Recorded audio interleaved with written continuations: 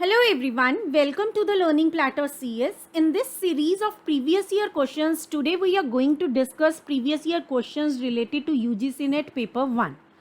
ठीक है, तो यहाँ पे देखिए अगर आप जून 2022 UGC NET जून 2022 टारगेट कर रहे हैं, ठीक है, तो आपके लिए सबसे इम्पॉर्टेंट जो है वो है प्रीवियस ईयर क्वेश्चंस को देखना और उन्हें एनालाइज करना. ठीक है, तो यहाँ पे देखिए हम पेपर 1 के भी डिस्कस करने वाले हैं और साथ के साथ पेपर 2 के भी डिस्कस करेंगे और पेपर 2 जो रहेगा वो स्पेसिफिकली किस में रहेगा, कंप्यूटर साइंस में रहेगा. ठीक है, तो देखिए प्रीवियस ईयर क्वेश्चंस को किस तरह से आपने एनालाइज करना है, क्या क्या चीज़ें नोट करनी है. एक तो सबसे पहले आपने देखना है टॉपिक, कौन कौन से टॉपिक से सबसे ज़्यादा पूछा जाता है क्वेश्चन. ठीक है, और उसके बाद देखना है किस तरह का क्वेश्चन पूछा जाता है. ठीक है, टॉपिक चेक करना है T. ठीक है, T चेक करना है, आपने देखना है टॉपिक कौन कौन से टॉपिक्स में से आता है जनरली और किस तरह का क्वेश्चन आता है, टाइप क्या रहती है. ठीक है, तो ये दो चीज़ें आप एनालाइज करेंगे, अकॉर्डिंगली आप क्या करेंगे, प्रोसीड करेंगे. ठीक है, ताकि आपका क्या करना है, बेसिकली आपने क्या करना है, स्मार्ट स्टडी करनी है. ठीक है, ये नहीं करना है कि जितना पूरा सिलेबस है 10 सेक्शंस हमारे पास पेपर 1 में है, 10 सेक्शंस पेपर 2 में है. ठीक है, अब आपने करना क्या कि ये नहीं कि हर एक डिटेल एक एक सेक्शन की आप चेक कर रहे हैं और फिर वहाँ पेपर में गए और कंफ्यूज हो गए, नर्वस हो रहे हैं कि हाँ इतना कुछ पढ़ लिया और फिर कुछ भी नहीं कर पा रहे हैं. ठीक है, तो ये अप्रोच नहीं फॉलो करनी है. बेसिकली करना क्या है कि प्रीवियस ईयर क्वेश्चन सबसे ज़रूरी है. ठीक है, it is one of the key to crack UGC NET exam. ठीक है ना, तो अगर प्रीवियस ईयर क्वेश्चंस आप देखते हैं पेपर 1 के भी और पेपर 2 के भी, तो आपके बहुत ज़्यादा चांसेस बढ़ जाते हैं. ठीक है, तो पढ़ना तो है ही है, कंटेंट तो आपने देखना ही है, लेकिन विद दैट PYQs और साथ के साथ MCQs ज़रूर डिस्कस करने हैं.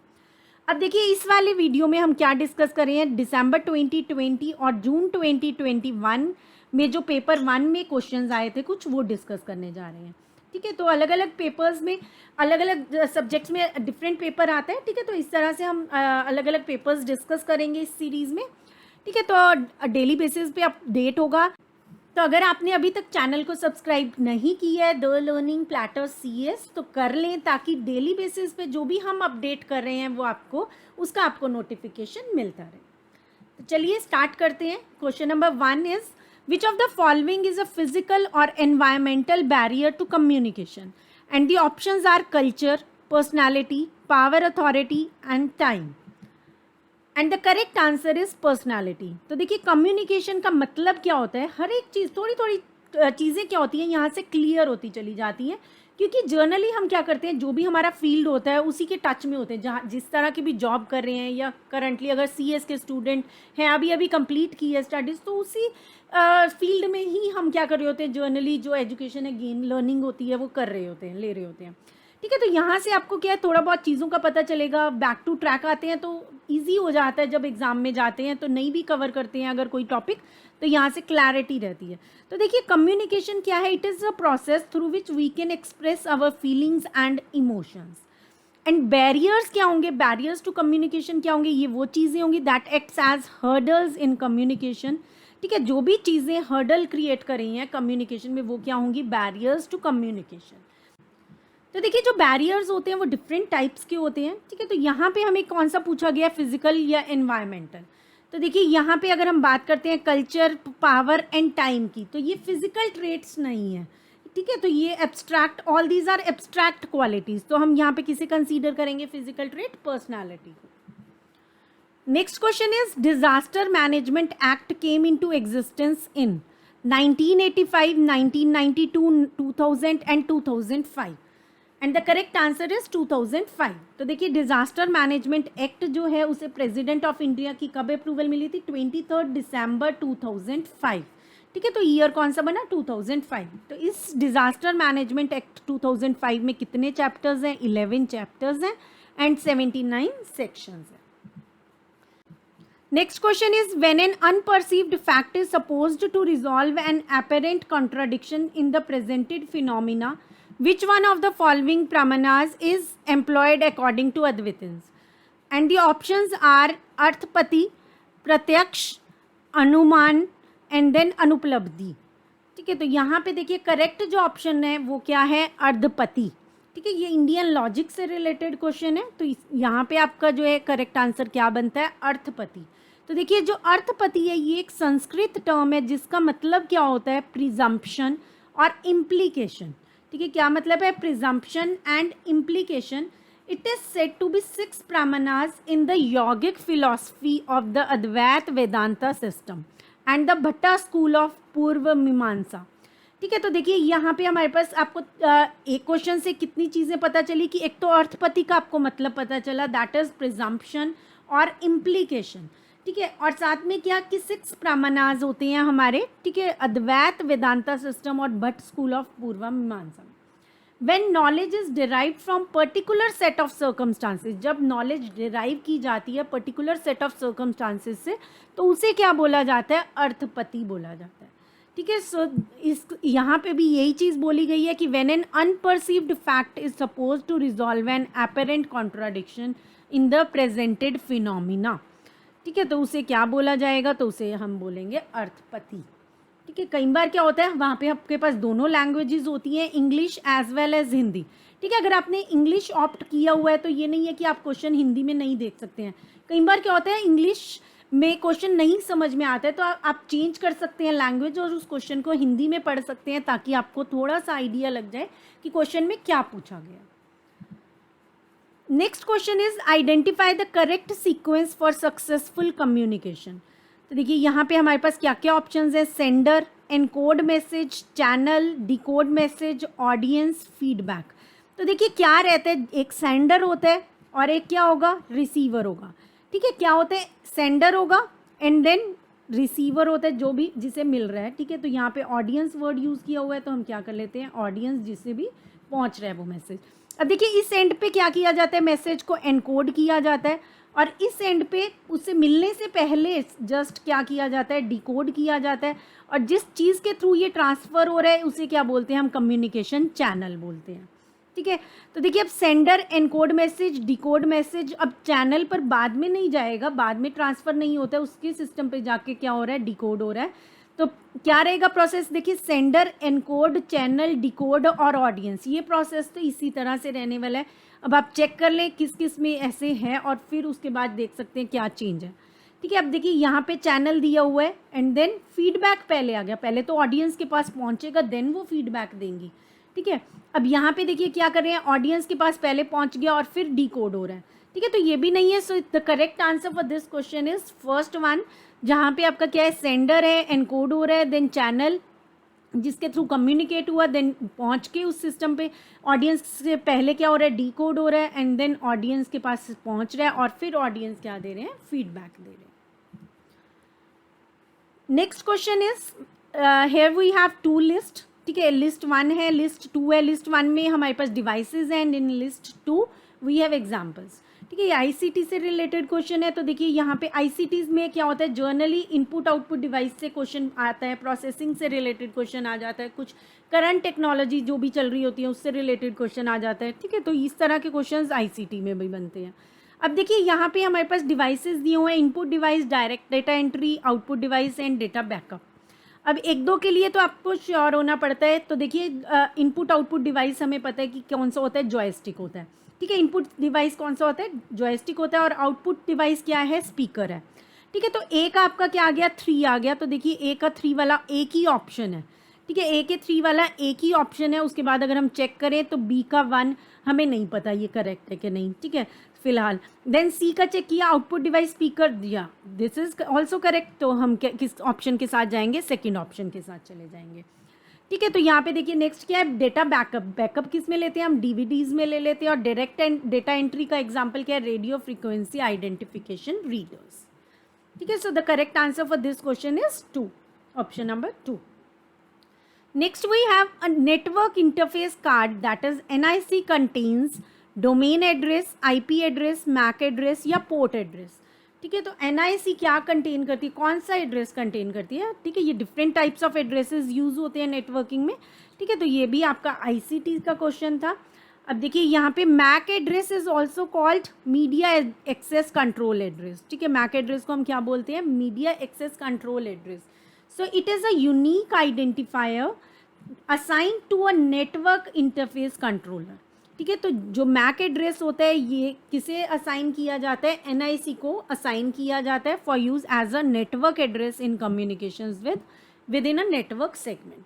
ठीक है। तो इंटरनेट पे अगर हम देखें तो different networks are there, number of networks होते हैं हमारे, ठीक है, जिसमें नंबर ऑफ होस्ट हैं, नंबर ऑफ सिस्टम्स होते हैं। ठीक है। तो वहाँ पे डिफरेंट एड्रेसेस यूज होते हैं। ठीक है। One of the addresses MAC address, another one is IP address, port address, domain address. ठीक है। अलग अलग एड्रेसेस यूज होते हैं। तो यहाँ पे पूछा गया था हमें एनआईसी कौन सा एड्रेस कंटेन करती है, so the correct answer is MAC address.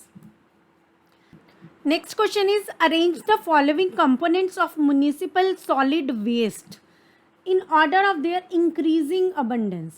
ठीक है। इंक्रीजिंग ऑर्डर में हमने यहाँ पे क्या करना है, इन्हें अरेंज करना है। और ऑप्शंस क्या क्या दी हुई हैं, हमें क्या क्या चीज़ें दी हुई हैं। पेपर एंड कार्डबोर्ड से जो वेस्ट है, food, tin cans, dirt and ash, textiles. तो इसमें करेक्ट आंसर क्या रहेगा, ECDBA। दैट मीन्स सबसे ज़्यादा जो वेस्ट है वो टेक्सटाइल से आता है, देन टिन कैन से आता है, उसके बाद dirt and ash, after that food, और उसके बाद पेपर एंड कार्डबोर्ड।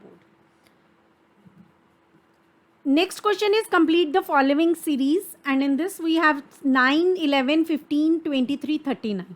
तो देखिए 9 और 11 में कितने का गैप है, 2 का गैप है। उसके बाद 15 में देखें तो 4 का है, देन 23 में अगर हम देखें तो 8 का आ रहा है, और फिर 39 में देखें तो 16 का है। इसका मतलब 2n की फॉर्म में ये क्या हो रहा है, बढ़ रहा है। ठीक है। 2n1, 2n2, 2n3, 2n4, now it will be 2n5, that means 32।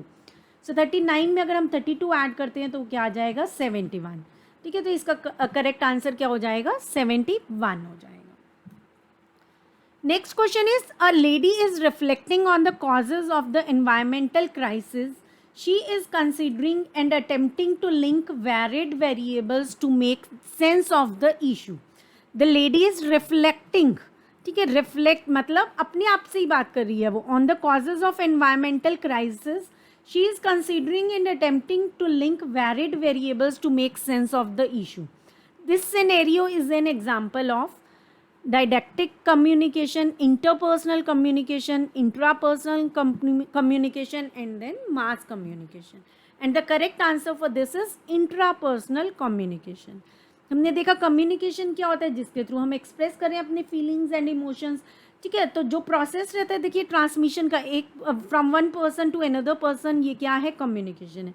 अब डिफरेंट टाइप्स ऑफ कम्युनिकेशन होता है। ठीक है। सो यहाँ पे आप देख भी पा रहे हैं, तो इंटरपर्सनल है, इंट्रापर्सनल है, हम अपने आप से ही बात कर रहे हैं, या कि कोई एक ग्रुप कम्युनिकेशन है कि पूरे ग्रुप से बात कर रहे हैं, मास कम्युनिकेशन है। ठीक है। कि न्यूज़पेपर में कुछ पब्लिश करें या इंटरनेट पे कुछ दे रहे हैं, वायरल हो रहा है। ठीक है। तो वो डिपेंड करता है कम्युनिकेशन किस तरह का है। तो देखिए इंट्रापर्सनल कम्युनिकेशन क्या होता है, जब एक इंडिविजुअल अपने आप से ही कम्युनिकेट करता है। ठीक है। इंटरपर्सनल मतलब जब हम किसी और से कम्युनिकेट कर रहे हैं, और इंट्रापर्सनल मतलब जब हम अपने आप से ही बातें करते हैं। ठीक है। तो जब हम अपने आप से ही बात कर रहे हैं वो क्या है, इंट्रापर्सनल। तो यहाँ पे लेडी भी क्या कर रही है, वो अपने आप से ही बात कर रही है। तो the correct answer for this is intrapersonal communication. Next we have given below are two statements. One is labeled as assertion 1 and another one is labeled as reason. ठीक है। एक assertion है और एक क्या है, reason है। अब देखिए क्या दी है, assertion क्या दी है, the aim of education in ancient India was not just the acquisition of knowledge but preparation for life in this world beyond schooling। ठीक है। सिर्फ इतना ही एम नहीं होता था, एक्विजिशन ऑफ नॉलेज तक नहीं लिमिटेड होता था, पूरी लाइफ के लिए प्रिपेयर किया जाता था बच्चे को। ठीक है। अब यहाँ पे रीज़न क्या दिया जाता है, ancient Indian education emphasized complete realization and liberation of self. ठीक है। तो एंशियंट इंडियन एजुकेशन किस चीज़ पे एम्फसाइज करती थी, complete realization and liberation of self. तो अब देखिए इस तरह के क्वेश्चन में आपने क्या करना है, असर्शन के बाद इस पूरी स्टेटमेंट को पढ़ने के बाद बिकॉज लगा लेना है बीच में। ठीक है। अगर आपको करेक्ट लगती हैं दोनों चीज़ें तो उसके अकॉर्डिंग आप आंसर कर देंगे। ठीक है। अभी यहाँ पे आपको लगता है कि ये चीज़ थी क्योंकि ये रीज़न है, अकॉर्डिंगली आप आंसर करेंगे। ठीक है। अब दोनों चीज़ें आपको करेक्ट लगती हैं, एक तो वो आ गया कि बोथ आर करेक्ट। ठीक है। बोथ आर करेक्ट में भी दो चीज़ें आती हैं कि बोथ आर करेक्ट हैं, दोनों चीज़ें करेक्ट लग रही हैं, लेकिन अब बिकॉज लगा के आप चेक करेंगे क्या इस चीज़ का रीज़न आपको ये लगता है या नहीं लगता है। ठीक है। और करेक्ट एक लगता है एक नहीं लगता है, अकॉर्डिंगली आंसर करेंगे। अब देखिए आपको लगता है कि हाँ ये इसका रीज़न है, जो ये असर्शन दिया गया यही इसका रीज़न है, देन आप क्या चूज़ करेंगे, A and R correct and R is the correct explanation of A. Fine, तो यहाँ पे आपका जो है ये करेक्ट इसका रीज़न है, तो हमारा करेक्ट आंसर क्या हो जाएगा, 3 हो जाएगा। दैट मीन्स ए और आर क्या है, करेक्ट है, और आर क्या है, करेक्ट एक्सप्लेनेशन है ए के। Next question is the main reason for low enrolment in vocational education courses. ठीक है, जो हमारे वोकेशनल एजुकेशन कोर्सेज है उसमें लो एनरोलमेंट का कारण क्या है इंडिया में? High fee structure, lack of adequate infrastructure to impart vocational education, unavailability of large number of vocational courses, wrong perception of vocational education among students and parents.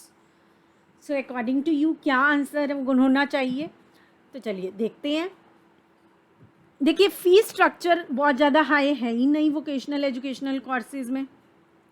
उसके बाद lack of इनएडिक्वेट infrastructure, ठीक है, जितना infrastructure होना चाहिए उतना नहीं है, ऐसा भी नहीं है, बहुत से सेंटर्स ओपनड है, ठीक है। Then unavailability of large number of vocational courses, इस ये भी नहीं है, ठीक है। हम अपने आसपास ही देखते हैं कितने वोकेशनल कोर्सेज के लिए सीट्स वैकेंट रहती हैं, ठीक है। तो यहाँ पे करेक्ट आंसर क्या रहेगा, wrong perception of vocational education among students and parents, ठीक है। तो यहाँ पे हर कोई यही सोचता है कि हम प्रोफेशनल कोर्सेज में जाएं, इस तरह के कोर्सेज करना प्रेफर कम करते हैं इंडिया में, ठीक है। तो वही एक रीज़न है। Next question is biochemical oxygen demand is a key indicator of the process performance of the waste water treatment plants. तो देखिए जो BOD होता है that is biochemical oxygen demand, ये एक इम्पॉर्टेंट वाटर क्वालिटी पैरामीटर होता है बेसिकली, ठीक है। वाटर क्वालिटी पैरामीटर, ठीक है, वाटर की क्वालिटी को चेक करते हैं जैसे, तो उसमें एक ये पैरामीटर रहता है, ठीक है। तो अब देखिए ये क्या कहते हैं, की इंडिकेटर है, क्या चेक करने के लिए, performance of waste water treatment plants, जो वेस्ट वाटर होता है उसके जो ट्रीटमेंट प्लांट्स हैं उसकी परफॉर्मेंस चेक करने के लिए एक इंडिकेटर होता है बायोकेमिकल ऑक्सीजन डिमांड। अब क्या पूछा जा रहा है आपसे, the plant is said to be efficient when BOD decreases, increases for the first 36 hours, increases और रिमेन्स अनचेंज्ड, ठीक है। तो प्लांट को हम एफिशिएंट कब बोलेंगे, जब BOD डिक्रीज हो रहा है, इंक्रीज हो रहा है, या इंक्रीज 36 आवर्स के लिए हो रहा है, या अनचेंज रहता है, ठीक है। तो देखिए BOD जो है वो बेसिकली रिप्रेजेंट क्या करता है, हमने बोला एक पैरामीटर है, ठीक है, बट ये रिप्रेजेंट क्या करता है, ये रिप्रेजेंट करता है amount of oxygen consumed by bacteria and other micro organisms, ठीक है। तो जितना भी ऑक्सीजन जो है वो कंज्यूम कर लिया जाता है बैक्टीरिया और माइक्रो ऑर्गेनिजम्स के द्वारा जब भी डीकम्पोज किया जा रहा है ऑर्गेनिक मैटर को, ठीक है।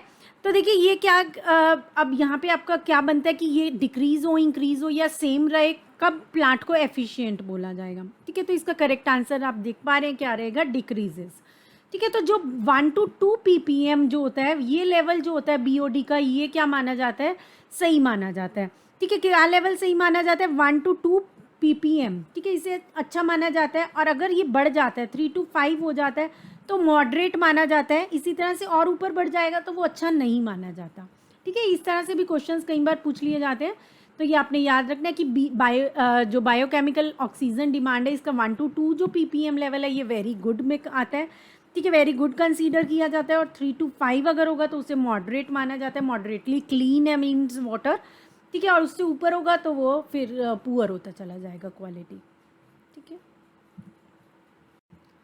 Next question is ethnography refers to a measure that is employed to refer to a concept when no direct measure is available, a research design that rules out alternate causal explanations of finding deriving, a research method where the researcher immerses himself or herself in a social setting for an extended period for providing an account of a particular culture, society or community, an attribute in terms of which cases do not differ.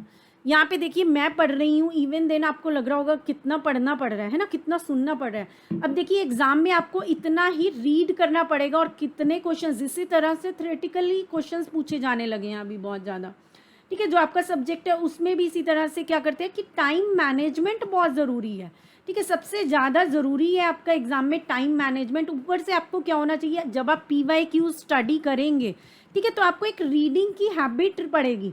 ठीक है, reading की habit होगी। कोई MCQs करेंगे, आप full length paper लगा के देखेंगे, तो उससे क्या होगा, आप रीड करेंगे तो एग्ज़ाम में आपको मुश्किल नहीं होती है। ठीक है, तो यही होता है जर्नली, क्या होता है 2-4 नंबरों का फ़र्क होता है, और इतने में ही बहुत से बच्चे होते हैं एक्चुअली। हमें ऐसा लगता है कि हाँ 2 नंबर से रह गए यार, इस बार कोई नहीं, अगली बार हो जाएगा। फिर सोचते हैं ऐसा भी कि 2 ही से रहे थे, कोई नहीं, इतना कोई हार्ड वर्क करने की ज़रूरत नहीं है। लेकिन वो 2 नंबर बहुत से स्टूडेंट्स के होते हैं। ठीक है, 2 नंबर से रहने वाले बहुत से स्टूडेंट्स होते हैं। ठीक है, तो उन 2 नंबर का ही गैप क्या करना है, पूरा करना है। तो देखिए आपको PYQ ज़रूर प्रैक्टिस करने हैं। ठीक है, चलिए देखते हैं इसका आंसर क्या रहेगा। तो देखिए एथनोग्राफी का मीनिंग क्या होता है, it is the study and systematic recording of human cultures. ठीक है, एथनोग्राफी का मीनिंग क्या है, study and systematic recording of human cultures. तो यहाँ पे हमारे पास क्या करेक्ट आंसर बनता है, a research method where the researcher immerses himself और हरसेल्फ इन सोशल सेटिंग। ठीक है, कल्चर्स की बात कर रहे हैं, तो यहाँ पे आपका ये करेक्ट आंसर बनेगा, social setting for an extended period for providing an account of a particular culture, society और community. Next question is given below are 2 statements. First statement says value development requires conscious, planned and deliberate attempts by the school and the teachers. जो value development है वो उसमें क्या क्या चीज़ की requirement है। Then values needed for sustainable development cannot be teach in a school setting. अब देखिए डिफरेंट जो हमारे गोल्स हैं, मिलेनियम डेवलपमेंट गोल्स या सस्टेनेबल डेवलपमेंट गोल्स, इसकी भी आपको नॉलेज होनी चाहिए। जो डिफरेंट गोल्स हैं कितने कितने हैं और क्या क्या हैं, पूरी लिस्ट होनी चाहिए। ठीक है, अब देखिए ये क्या कहते हैं, जो वैल्यू डेवलपमेंट गोल्स हैं उसमें conscious, planned and deliberate attempts होने चाहिए स्कूल की तरफ से और टीचर्स की तरफ से। ठीक है, करेक्ट लगता है। देन हमें क्या क्या बोला जाता है कि values needed for sustainable development. ठीक है, अगर सस्टेनेबल डेवलपमेंट करना है, उसके जो भी गोल्स हैं उसके रिलेटेड जो भी एजुकेशन है वो स्कूल्स में नहीं दी जा सकती। तो ये ऐसा ज़रूरी नहीं है। ठीक है, ज़रूरी क्या है, पॉसिबल ही नहीं है। ठीक है, और वो चीज़ें होनी चाहिए, इनफैक्ट इम्प्लीमेंट होनी चाहिए स्कूल से ही। अगर बच्चे को अवेयरनेस होगी उतनी, तो आगे जाके ये उस लेवल से ही क्या करेगा, कोशिश करेगा। ठीक है, हर एक चीज़ को क्लीन रखने की एंड प्लांटेशन की, हर एक चीज़ की अगर हम उसे नॉलेज देंगे तो वो सही रहेगा। ठीक है, तो यहाँ पे ये चीज़ आपकी क्या हो जाती है, इनकरेक्ट हो जाती है। तो हमारा करेक्ट आंसर क्या बनेगा, C बनेगा। दैट मीन्स स्टेटमेंट 1 जो है करेक्ट है, but statement 2 is incorrect. Next question is the main concept behind solar ponds to store the solar energy is. Solar ponds जो होते हैं, ठीक है, उस जिसमें हम सोलर एनर्जी को स्टोर करें, उसका मेन कॉन्सेप्ट क्या है। And the options are fixed salt gradient from surface to bottom in the pond, presence of sand in the pond, presence of solar cells in the pond, uniform salinity of the pond. And the correct answer is fixed salt gradient from surface to bottom in the pond. तो देखिए जो भी solar pond होता है, it is a pool of salt water that collects and stores solar energy in the form of heat. ठीक है, solar pond जो है उसमें पॉन्ड में क्या है, सॉल्ट वाटर है। ठीक है, जो कलेक्ट कर रहा है और स्टोर कर रहा है सोलर एनर्जी को। ठीक है, तो इसलिए यहाँ पे आपका करेक्ट आंसर क्या बनेगा, फर्स्ट वाला ऑप्शन जो है करेक्ट बनेगा।